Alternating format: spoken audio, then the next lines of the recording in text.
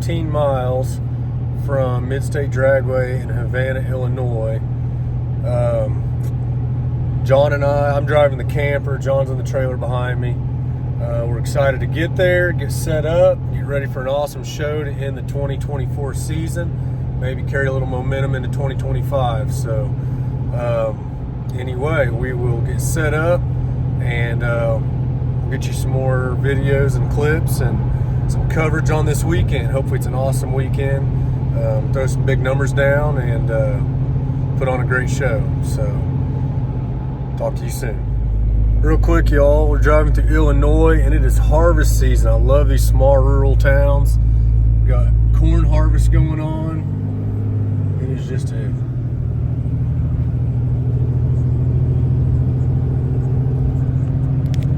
I know that's normal for a lot of you guys maybe that are watching this, but I just really appreciate it. And it's pretty country out here. The roads have been smooth overall.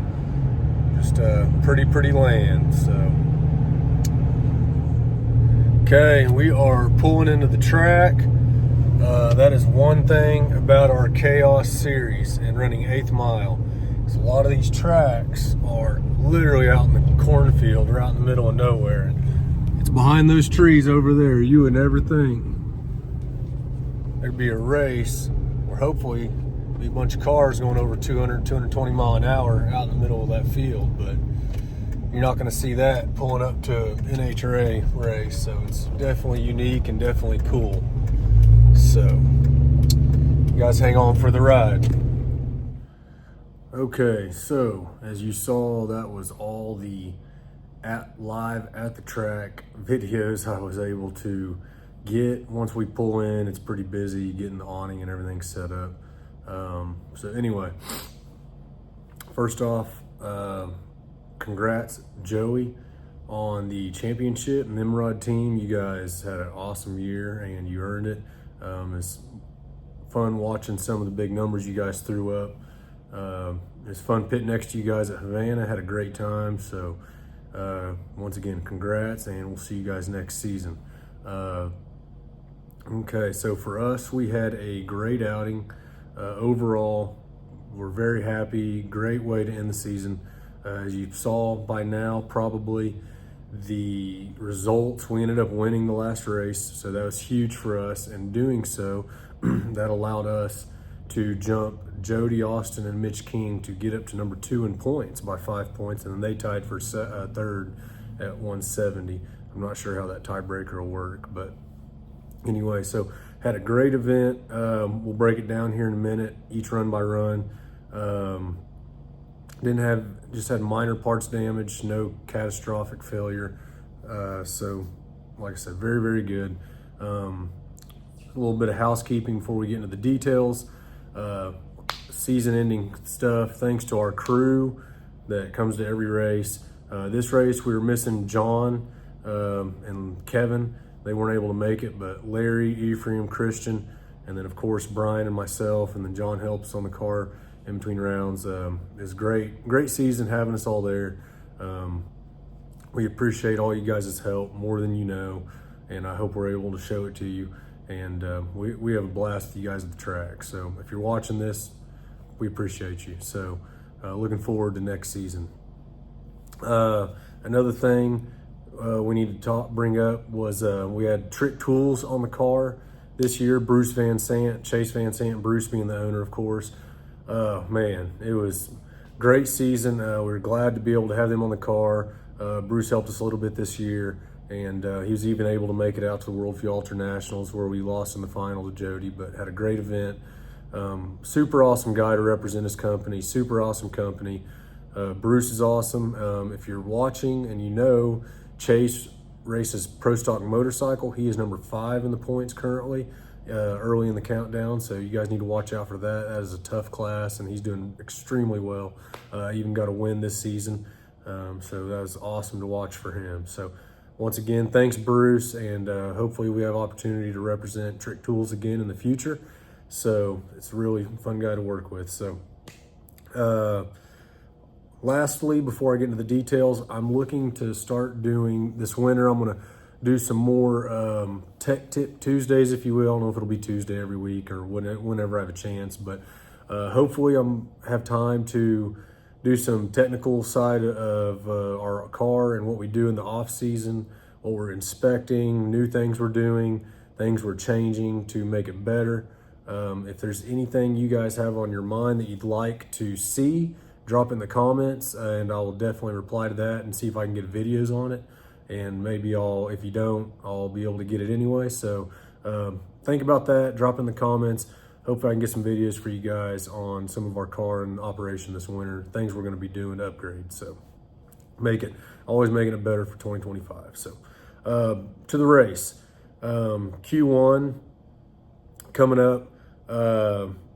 Don't know, track was looking pretty good, weather's decent.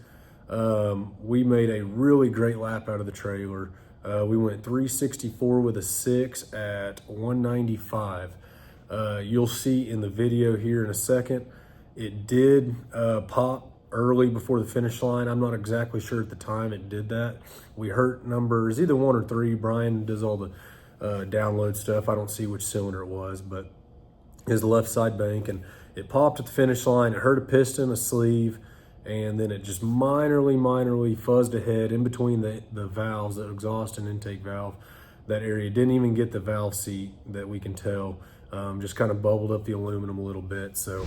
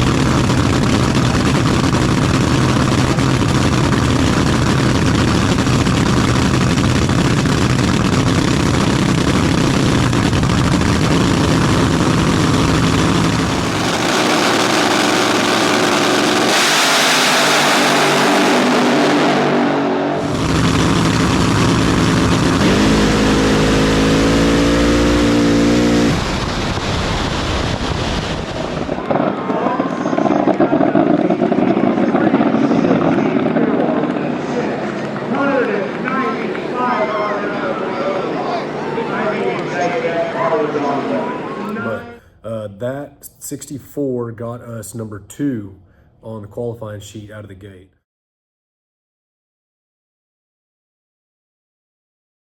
With those parts being minorly hurt, us sitting number 2, pretty certain that's going to be an A field run. We decided, I say we, Brian and John decided to sit out Q2. As much as we love nighttime runs and the big header flames, just didn't want to rush getting the car back together. The cylinder head, we take heads on and off, but rarely do we change them. There's a few jets that need to change to make that happen, and header, and so we decided not to do that. So in turn, I went walking down to see what the Hill guys had going on, and I was walking down there, saw Jody was thrashing, Austin Bushwhacker. So I stopped in, and they ended up hurting the rear end, and so they were swapping it out. He had a spare. So I jumped in there to help, and then a little bit later, John showed up, but we were able to help the Bushwhacker team get their spare rear end put in the car and able to make Q2 since we decided to sit out. So it was awesome getting to help them, and they were able to make the call. And then Q2, I didn't look at the weather. I don't know what was going on, but not really many cars got down the track. There weren't very many qualifying improvements. Few that stick out off the top of my head, Nimrod, Joey didn't make it down the track, Hills didn't make it down the track, Jody didn't make it down the track. So I felt really good about Brian and John making the call to sit. So we went into Q3 sitting number 2 still. But you have a Mitch King that wasn't qualified very well, Joey, and Joe D.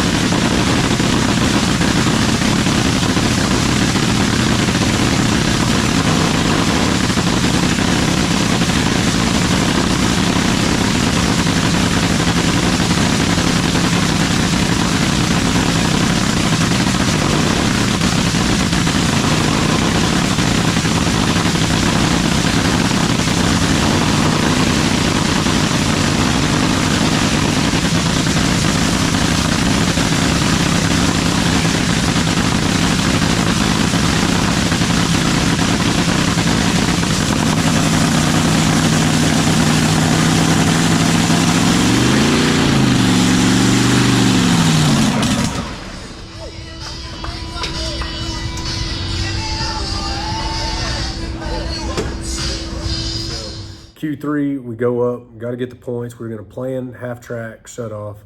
I think Brian might even detune it a hair just to make a nice, safe run. Good way to get the day going for Elimination Day. So you'll see in the video, Joey makes a great lap. He ends up going 355 up to number 1. We got a front row seat to that. It just truly shows how quick these cars accelerate on the back half of the track, especially when you're running a cannon like Joey. So congrats on the number 1 qualifier, and that run clinched the season for him and the championship.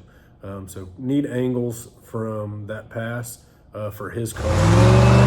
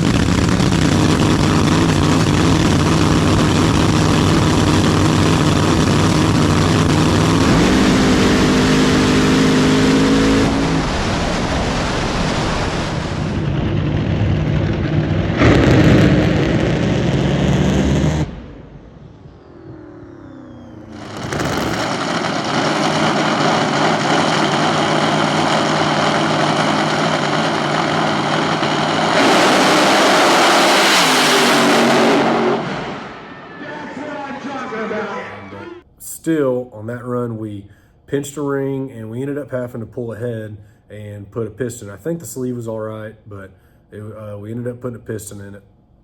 Wasn't bad at all. So, and I don't know what we coasted out to. Wasn't he? Like I said, he lifted at half track. So that Jody went a 61, Joey went a 55. That ended us up number 4. So you had Joey, Jody, Hill Boys, and us at number 4. Hills couldn't make the call, so Mitch King ended up having a first round bye. Very, very odd for you to be that low in the field and still have a bye, but that was awesome for Mitch. Mitch struggled a little bit. So first round, we are paired up with a Jake Sanders. We come up, I don't know what Brian does with the tune-up on this run, but the incrementals, John wasn't real good on the tree, neither was Jake. Jake was 148, John was 178. I think I've watched the video over and over.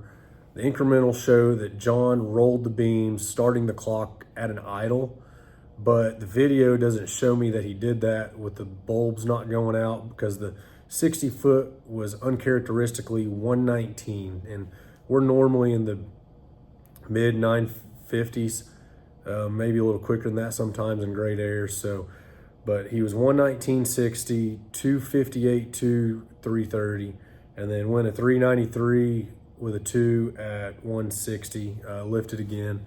And I don't know if, didn't ask him why.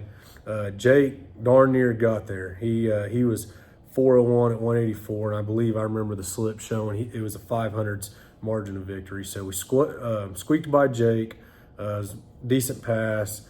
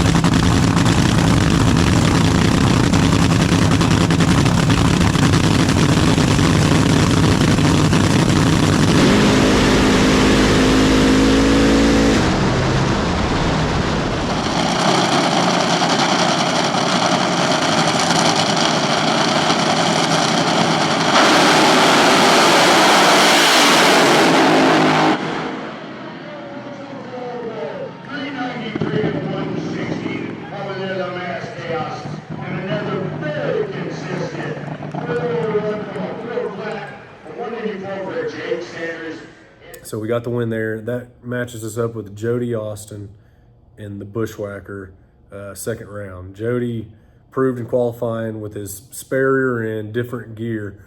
He went from a 370, I believe, to a 410 or 411 or whatever it is, but had his old tune-ups in the book from when he ran that rear end. Threw down a 61 in qualifying, Q3, last chance to get up in there, ended up number 2. So we know he's capable of throwing it down. Well, second round, we have him. I don't have the slip, but we ended up running a 389 with a 6 at 202. Jody went up in smoke immediately. He, I think, just maybe hopped it up a little bit more than what he anticipated. I think he mentioned something about missing the air change. I guess the air got quite a bit better before second round. So.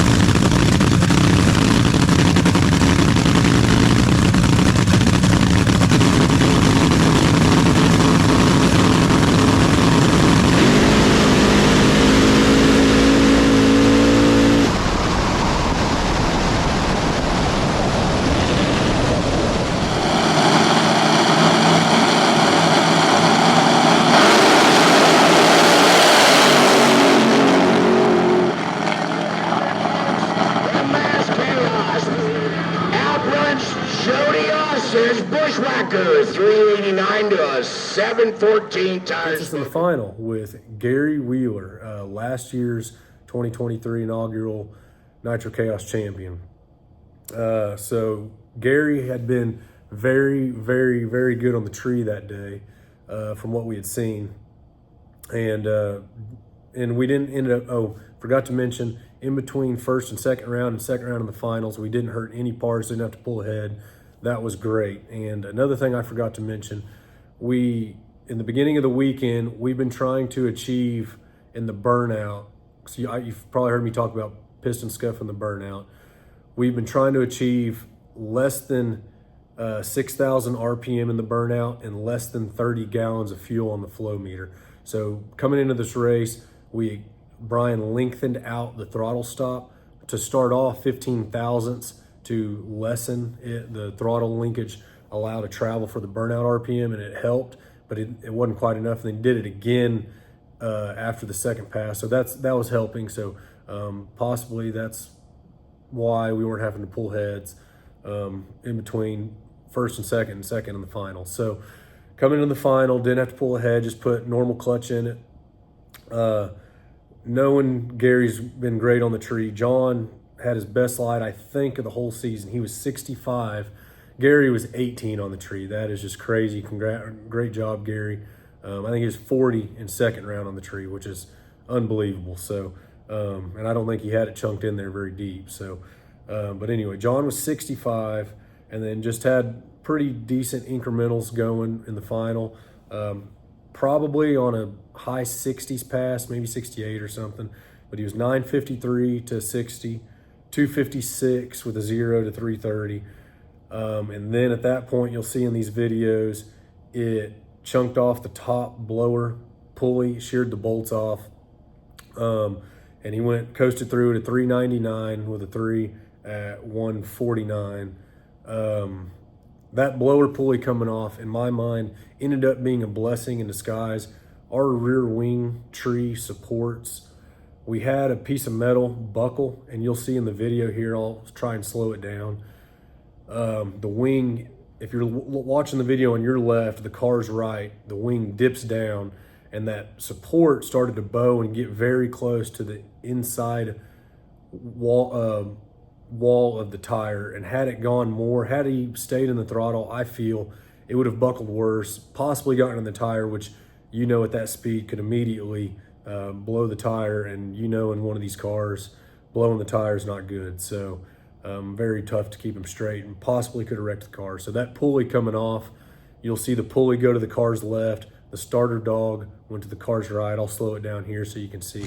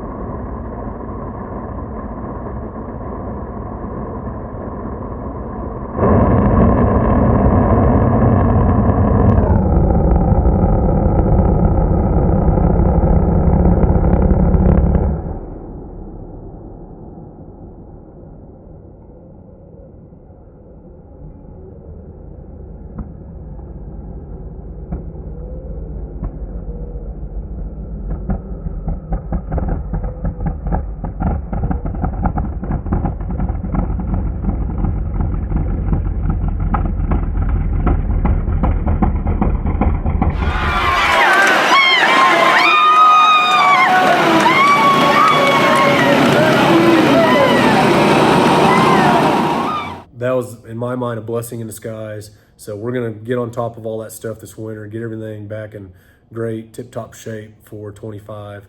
But we ended up getting the win, even though we didn't make a full pass. Header flames were great. Looks a little fat on the left side bank, a little bit bigger flame than the right. But overall, great season, great event, great way to end and head into 25. So I think we're tentatively scheduling the full Nitro Chaos. We haven't talked about it. John hasn't mentioned much to us. So we're just going to maintenance the car, maintenance the operation, hopefully make the banquet and get to see everybody. And we will keep you guys updated on any off-season updates, upgrades, maintenance, things we're doing. So that is the recap for the Havana Nitro Chaos Finals. Fun event. Great seeing all the gang, all the other guys we raced with. Had a blast. So that's going to be it for this video. Like I said, don't forget, drop in the comments below if you want to see any certain tech subjects on like technical side videos. I got a few things in mind that I want to do, but drop in the comments what you have in mind. I'd love to see that and put stuff out there for you guys. So until next time, thanks for watching. Make sure and like the video, subscribe to our channel so you don't miss any of my further videos this winter and next season, and we'll see you guys in the next one.